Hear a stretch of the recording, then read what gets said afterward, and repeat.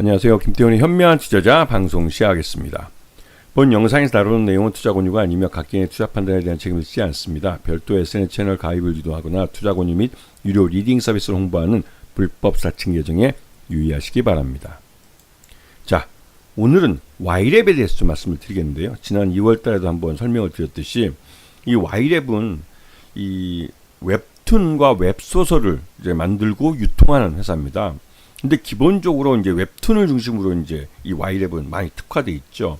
그러면서 이 Y랩의 전략은 원소스 멀티유스라고 해가지고 웹툰에서 검증된 이런 작품을 이 넷플릭스 드라마, 제가 드라마로 만든다거나 이제 영상 이런 걸로 만들면서 다양한 그 IP로 이제 제 2차 저작을 만들어내는 것이죠.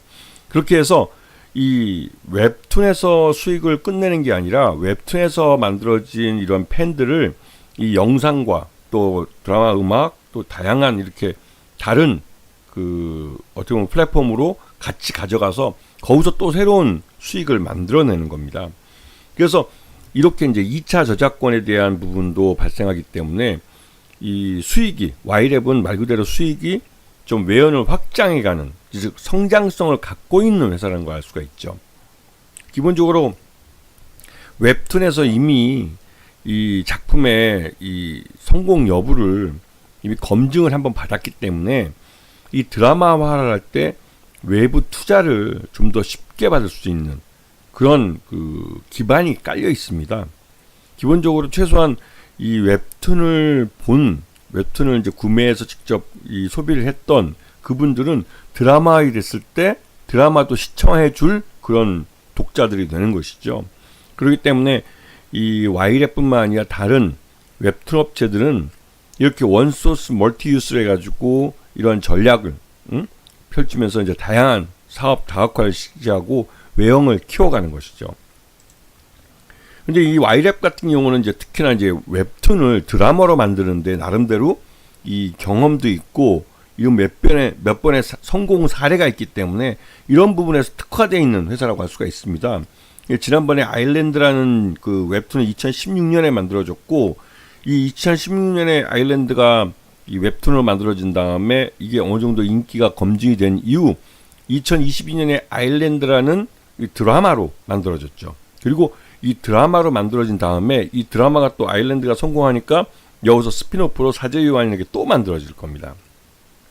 이렇게 하면서 이 자꾸 이제 세계관을 넓혀가는 것이죠. 그렇게 되면 말 그대로 이제 IP 자체도 2차, 3차 IP가 계속 발생할 수가 있는 겁니다. 그러면 꾸준히 이 한 작품의 성공으로 인해서 여기서 연장해서 우리가 스타워즈 시리즈가 뭐 12편까지 나왔다고 그러나요? 그런 것처럼 계속 외연을 성장해 갈 수가 있는 것이죠. 그리고 이 Y랩은 원소스 멀티유스 사례를 가장 잘 이용하는 회사라고 알려져 있습니다. 이거는 이 기본적으로 이 웹툰에서 성공한 걸 갖고 게임화를 하거나 드라마를 하거나 또 음악 저작권을 또 개발해 내는다거나 다양한 IP로 만들어내고 이거를 뭐 MD 사업까지 확장해 가기 때문에 하나의 성공한 IP가 여러 가지 그 수익을 만들어낼 수 있는 수익 다각화를 할 수 있는 거기 때문에 말 그대로 이제 이 여기서 발생하는 로열티 수익도 만만치 않은 것이죠. 그래서 하나의 성공한 IP를 갖고 있으면 말 그대로 이제 굶어 죽을 염려는 없는 겁니다. 근데 이 그 Y랩 같은 경우는 실적이 적자내는 이유는 이걸 이 드라마 하는 데 있어서 웹툰이 드라마로 만들어진 데는 더 많은 비용이 들어가고 또 그러한 것들이 먼저 제작비가 들어가고 이 제작비를 회수하는 건 이게 방영된 이후에 시장 반응에 따라서 달라지는 것이죠.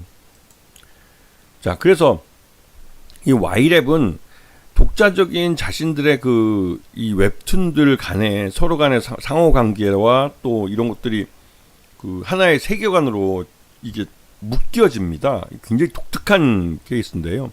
그러다 보니 이 Y랩이 만든 이 세계관 안에는 이 독자들이 더 점점 빠져들 수밖에 없는 것이죠.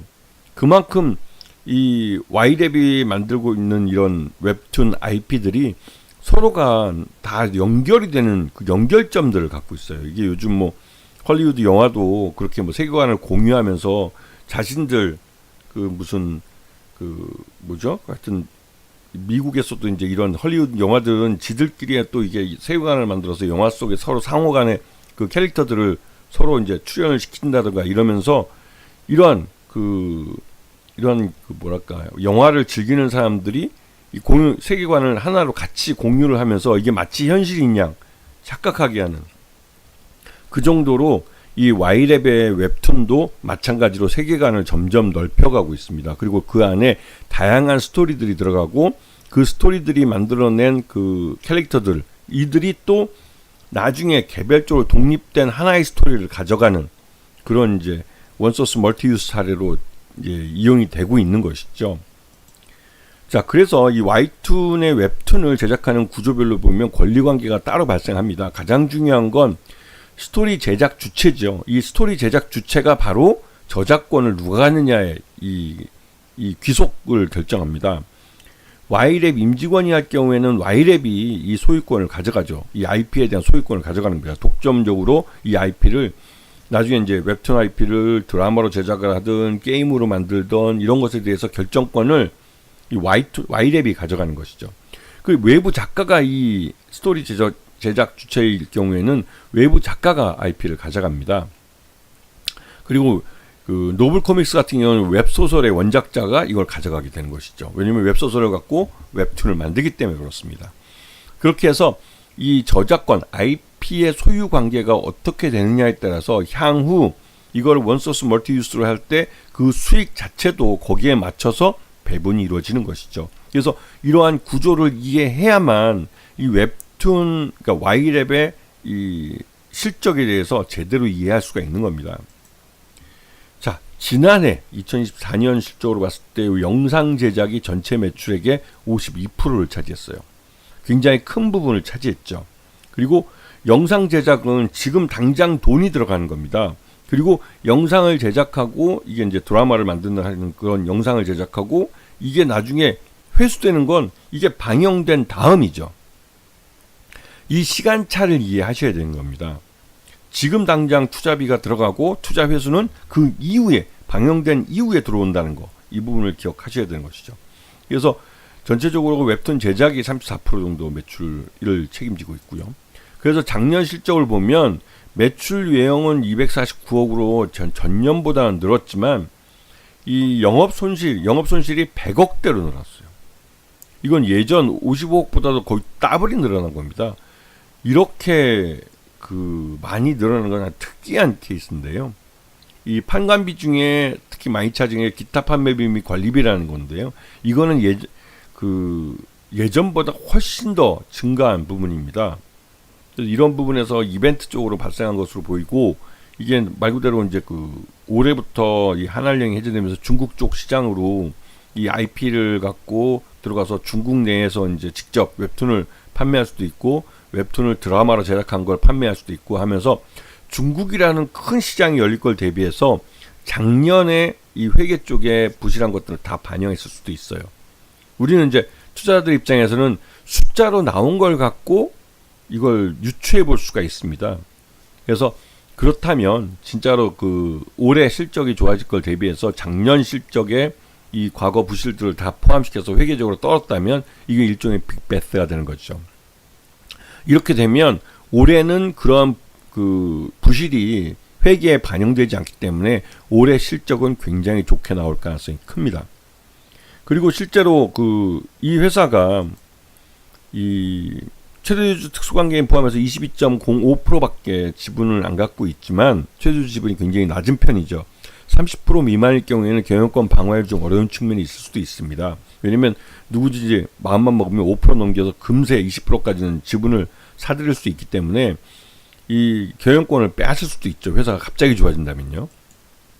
그런데 여기 회사는 네이버 웹툰도 9.31%를 갖고 있고 CJENM도 9.31%를 갖고 있어요.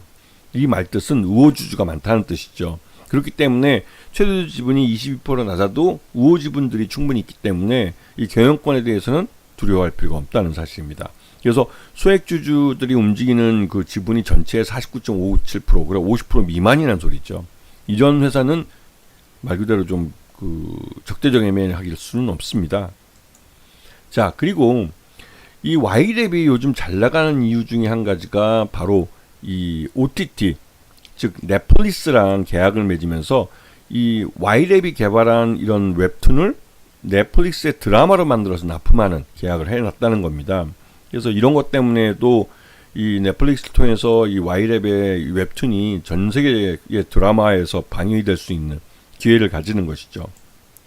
그리고 여기다가 더 한 가지, 지난번에 상한가를 빵친 이유가 이 더불어민주당의 이재명 그 전 대표죠.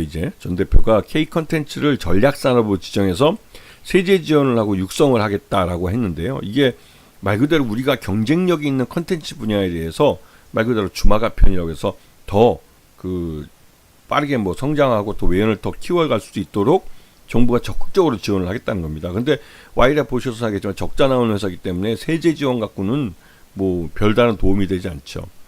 그렇지만 여기에 직접 모태펀드를 통해서 투자를 해주고 이런 투자금들이 이런 컨텐츠 시장에 들어오면서 컨텐츠 시장 자체가 외연이 커지는 그런 효과를 가져옵니다. 그렇게 될 경우에는 자연스럽게 매출 예언이나 이런 것도 늘어나게 돼 있는 것이죠. 그래서 이재명 테마주 바람을 이 컨텐츠주들이 전체적으로 받고 있고, 거기 중에서 Y랩이 그래도 넷플릭스나 글로벌 마켓 플레이어 OTT들이랑 거래도 하면서 나름대로 외형 선장을 빠르게 해갈 수 있는 그런 업체를 비춰주는 겁니다. 그래서 이날 주가가 6,500원에서 상한가를 빵 쳤을 때 외국인과 기관 투자자들이 일부 차익 실현 매물이 나왔습니다. 그런데 이게 그냥 팔고 발을 빼겠다는 게 아니에요.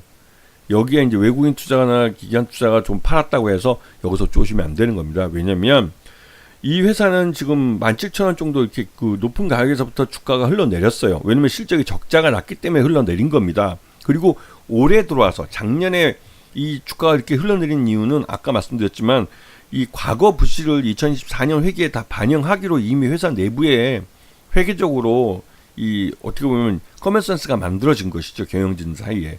그렇기 때문에 이런 것들이 알게 모르게 시장에 알려지면서 작년 실적, Y랩의 작년 실적에서는 흑자를 내기 어렵다는 것 때문에 실망 매물이 쭉 흘러내린 겁니다. 그 소식을 아는 사람들이. 그리고 주주 쪽에서. 주가는 그것들을 모두 담고 있는 거예요. 그리고 2025년 들어와서 올해 한한령 해제나 또 이 정부에서도 대선 앞두고 이런 K 컨텐츠에 대한 투자를 늘리겠다는 것들이 말 그대로 호재로 작용하고 있는 것이죠. 그러면서 점차 이제 실적도 회복될 가능성이 크고 또 실적 회복에 따라서 주가도 거의 재평가를 받고 있는 그런 모습이고, 지금 6,000원대 이게 지난번에도 여기까지 올라왔다가 다시 또 그 미국의 이러한 세금 문제 때문에 시장 전체적으로 리스크가 발생하면서 시장 리스크 때문에 하락한 거예요. 그런데 그 시장 리스크를 가장 먼저 벗어나서 주가를 회복할 수 있는 그런 종목이 되고 있는 것이죠.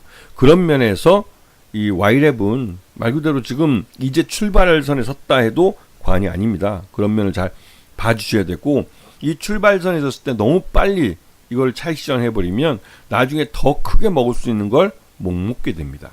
이런 부분을 잘 아시면서 이 회사의 그 주가가 어느 위치에 있는지 이런 부분들을 잘 체크해 보시기 바랍니다. 자, 오늘 방송 여기서 마치겠습니다. 감사합니다.